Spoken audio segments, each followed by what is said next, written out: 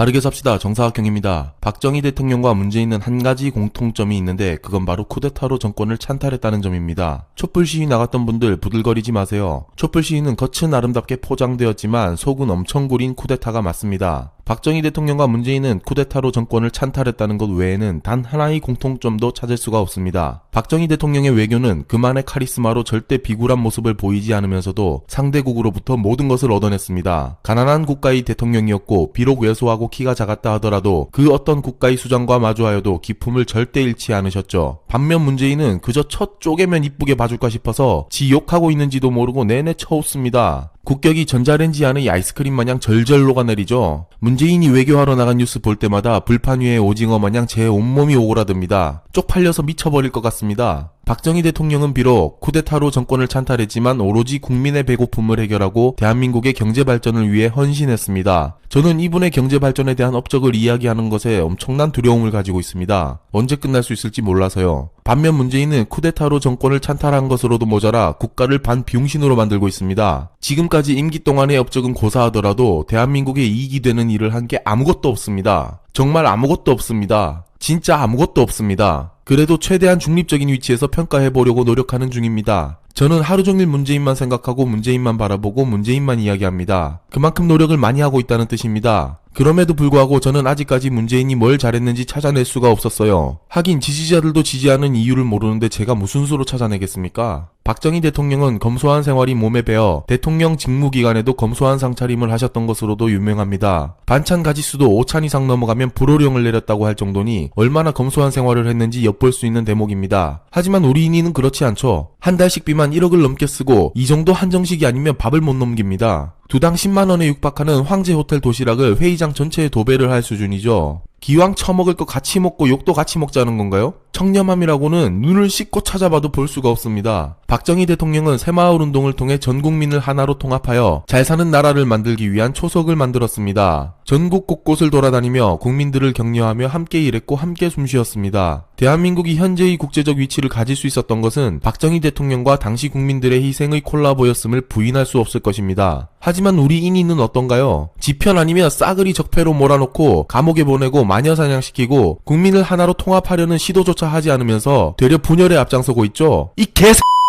대한민국 국민 일부는 눈부신 경제발전을 이룩한 최고의 대통령에게는 어떻게든 흠집을 내어 깎아내리기 혈안이고 대한민국을 시원하게 말아쳐먹고 있는 대통령은 지지하는 이유도 없거나 모르는데 40%가 넘는 지지율을 기록하고 있습니다. 가슴에 손을 얹고 생각해봅시다. 이게 말이 됩니까?